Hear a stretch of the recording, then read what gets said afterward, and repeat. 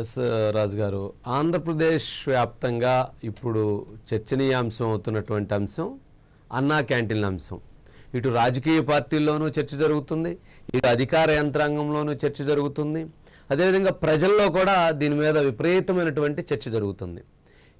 ఎందుకు చర్చ జరుగుతుంది, ఇంత చర్చ జరగటానికి గల కారణం ఏంటి అనేది ఇప్పుడు ఇందులో ఉన్నటువంటి అంశం. అసలు అన్నా క్యాంటీన్ ఏంటి? అన్నా క్యాంటీన్ అంటే అక్కడ భోజనం పెడతారండి. ఆ భోజనం ఏంటి? 5 రూపాయలకి అక్కడ భోజనం పెడతారు. అన్నా క్యాంటీన్ 5 రూపాయలకి అక్కడ భోజనం పెడతారు. మరి 5 రూపాయలకి అన్నా క్యాంటీన్లో భోజనం పెట్టడం అంటే చాలా తక్కువ ధరకి మంచి భోజనం పెడుతున్నారు అనేటువంటి ఒక మంచి అభిప్రాయం ప్రజల్లో ఉంది. మరి ఇప్పుడు ఎందుకు ఇంత పెద్ద చర్చ జరుగుతుందనంటే ఇది రాజకీయపరమైనటువంటి వివాదం రేకెత్తింది. రాజకీయపరమైనటువంటి వివాదం రేకెత్తింది అనేటువంటి అంశాన్ని మనం ముందుగా పరిశీలిస్తే ఆంధ్రప్రదేశ్ రాష్ట్ర రాజకీయాల్లో 2018 జూన్ 11వ తారీఖున చంద్రబాబు నాయుడు గారు అన్నా క్యాంటీన్ అనేటువంటి దాన్ని ప్రారంభించారు. ఆ రోజు ప్రారంభించినటువంటి క్యాంటీన్స్ 154 క్యాంటీన్లు రాష్ట్ర వ్యాప్తంగా జూన్ 11వ తారీఖు నుంచి అనేకం ప్రారంభించుకుంటూ వెళ్ళారు. ఇది ఎప్పటి వరకు? వాళ్ళు ప్రభుత్వంలో ఉన్నంత వరకు. సరే, ఈ ప్రారంభించినటువంటి సమయంలో అన్నా క్యాంటీన్ అని ఎందుకు పెట్టారనంటే ఎన్టీఆర్ గారిని అన్నా అని పిలుస్తారు కాబట్టి, అందుకని అన్నగారు అంటారు కాబట్టి అన్నా క్యాంటీన్ అని ఎన్టీ రామారావు గారి స్ఫూర్తితో, ఎన్టీ రామారావు గారి యొక్క ఆలోచన విధానంతో అది ప్రారంభించారు. అయితే అన్నా క్యాంటీన్ అని ఎన్టీ రామారావు గారి పేరే ఎందుకు పెట్టారు అని అంటే ఇక్కడ చాలా చాలా ఇక్కడ దేవుడు ఉన్నారు. ఆ దేవుడు ఎవరయ్యా అంటే వెంకటేశ్వర స్వామి. వెంకటేశ్వర స్వామికి అన్నా క్యాంటీన్కి ఎన్టీ రామారావు గారికి సంబంధం ఏంటి అని అంటే తిరుమల తిరుపతి దేవస్థానంలో అక్కడ టీటీడీ అన్నప్రసాద కౌంటర్స్ని ప్రారంభించినటువంటిది ఎన్టీ రామారావు గారు. ఆ రోజు దాన్ని ఏర్పాటు చేసి దానికి నిధులు కేటాయించి అక్కడ నిత్య అన్నదాన పథకాన్ని కొనసాగించినటువంటి ఆలోచన ఎన్టీ రామారావు గారిది. అందుకని అక్కడ అన్నా క్యాంటీన్ అని ఆయన స్ఫూర్తితో ఆయన ఆలోచన అక్కడ చేశారు కాబట్టి ఇక్కడ పెట్టారు. అది కూడా పేదవారికి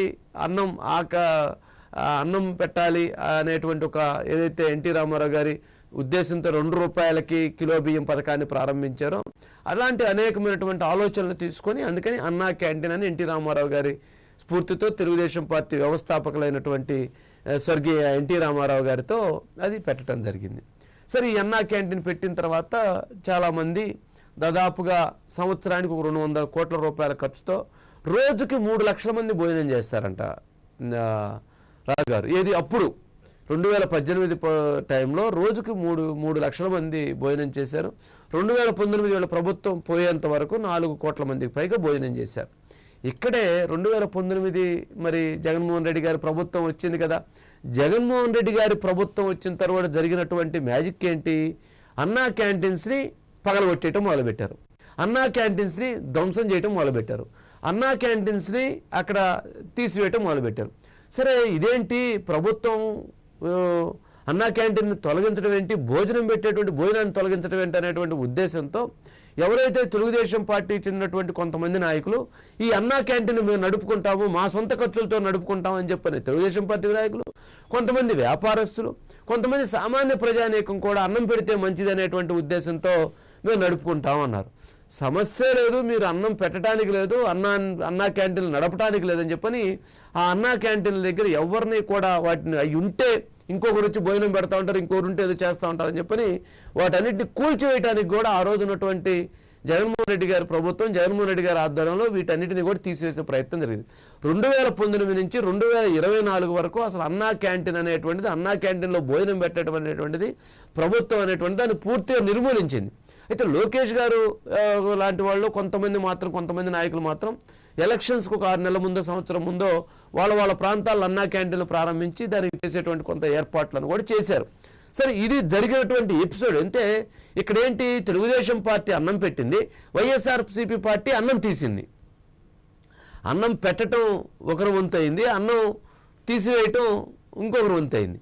ఇక్కడ దీంట్లో 2 వ్యత్యాసాలు ఉన్నాయి రాజుగారు. అన్నం మీరు పెట్టచ్చు, లేదా అన్నం పెట్టలేవండి అని చెప్పొచ్చు.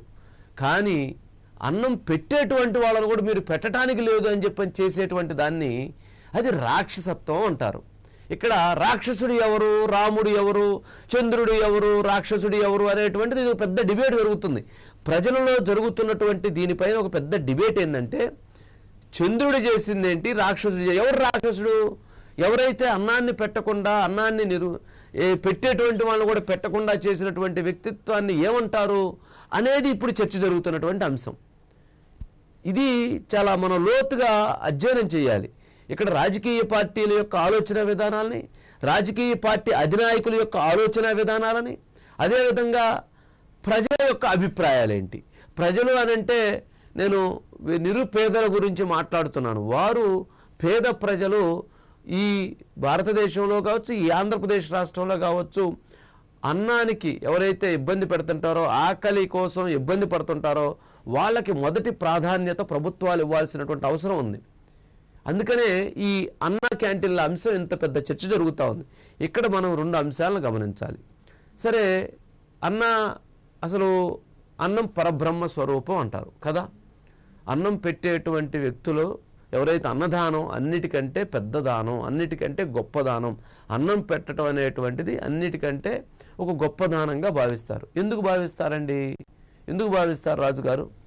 నాకు తెలిసినంత వరకు, అంటే మనమేమి ఇది మనకు ప్రజలు మాట్లాడుతున్నటువంటి అంశం, ఈ సబ్జెక్ట్లో చాలా లోతుగా మాట్లాడుతున్నటువంటి అంశం. ఒకటి, మీకు ఎవరన్నా డబ్బులు ఇస్తానంటే ఒక 10 లక్షలు ఇచ్చిన తర్వాత ఇంకో 10 లక్షలు ఇచ్చిన తర్వాత ఇంకో 10 లక్షలు ఇచ్చిన తర్వాత ఎంత డబ్బులు ఇస్తా ఉన్నా కానీ అమ్మయ్య డబ్బులు ఇస్తున్నారు తీసుకుందాం అనుకుంటాం, కానీ వద్దు నాకు డబ్బులు వద్దు అని అనం. అలాగే బంగారం ఇస్తున్నాం అనుకోండి, ఎంత బంగారం ఇచ్చినా కానీ తీసుకుంటానే ఉంటాం, ఇంకా ఇస్తే బాగుండు, ఇంకా ఇస్తే బాగుండు అనుకుంటాం, తీసుకుంటానే ఉంటాం.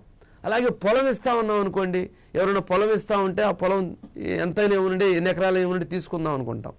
కానీ అన్నదానంలో గొప్పతనం ఏందయ్యానంటే, మనం అన్నం తినేటప్పుడు మనకు కడుపు నిండిన తర్వాత ఇక వద్దు, ఇక చాలు, ఇక చాలు అని అంటాం. ఏదంటాం? ఒక్క అన్నాన్ని మాత్రమే దానం చేసేటువంటి వ్యక్తి, దానం తీసుకునేటువంటి వ్యక్తి, దానం తీసుకునేటువంటి వ్యక్తికి చాలు అని చెప్పేటువంటిది ఏంటి?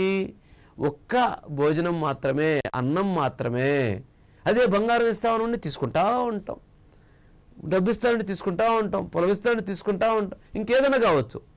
కానీ అన్నం మాత్రం మన ఆకలి తీరిన తర్వాత ఇక చాలు, ధన్యవాదములు, థ్యాంక్ యూ, మంచి భోజనం పెట్టారు, ఇక చాలండి, ప్లీజ్ అండి, ఇక చాలండి, ఇంక పెట్టబాకండి, ఇంక వద్దండి, ఇక తినలేమండి, ఇంక చాలండి, ప్లీజ్ అండి అని ఉంటాం. ఎందుకు? అది అన్నదానానికి ఉన్నటువంటి గొప్పతనం.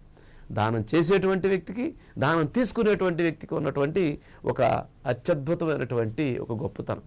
అదే అన్నదానం యొక్క విశిష్టత. సరే, ఇలాంటి మనం అనేక ఉదాహరణలు చెప్పవచ్చు.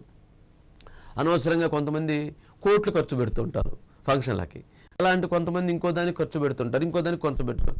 కానీ నిరుపేదల ఆకలితోటి అలమటించి చనిపోయేటువంటి వాళ్ళు ఎంతోమంది ఉంటారు. ఇక్కడే అందుకనే మనం ఒక చిన్న ఉదాహరణ చెప్పవచ్చు. ఇక్కడ తెలుగు వాళ్ళు చాలా గౌరవ ప్రతిష్టలతో ఉంటారండి. తెలుగు వాళ్ళు చాలా ఆత్మాభిమానంతో కూడా ఉంటారు తెలుగు ప్రజలు. ఎందుకు అంటే, సరే నేను అంటుంది అబోవ్ మిడిల్ క్లాస్ అబోవ్ గురించి నేను మాట్లాడలేదు, ప్రతి ఒక్కరిలో ఆత్మాభిమానం ఉంటుంది. కానీ ఇక్కడ ఆత్మాభిమానం ఎంత ఉంటుందంటే, ప్రజల్లో మనము ఆకలితో అలమటిస్తుంటారు, కానీ ఆకలితో ఇబ్బంది పడుతుంటారు, కానీ ఆ ఊర్లో ఫంక్షన్ జరుగుతుంది, ఆ ఫంక్షన్కి వాళ్ళు పిలవకపోతే వీళ్ళు ఆ భోజనానికి వెళ్ళలేరండి. సరే, కొద్దిమంది ఉంటారు వెళ్ళేవాడు, కానీ ఎక్కువ మంది వాళ్ళకి ఆకలితో ఉన్నా, ఇబ్బందుల్లో ఉన్నా, ఆకలి వేస్తున్నా, ఆకలి పోయి ప్రాణం పోయే పరిస్థితున్నా కానీ పిలవని పేరంటానికి వెళ్ళి భోజనం చేయటం అనేటువంటి వాళ్ళు ఉండరండి, వెళ్ళరు, అట్లా భోజనానికి వెళ్ళరు. ఎందుకంటే అంత ఆత్మాభిమానంతో ఉంటారు. ప్రభుత్వం కూడా ఉచితంగా భోజనం పెట్టినా కానీ అది గౌరవం దక్కేది వంటిది కాదు.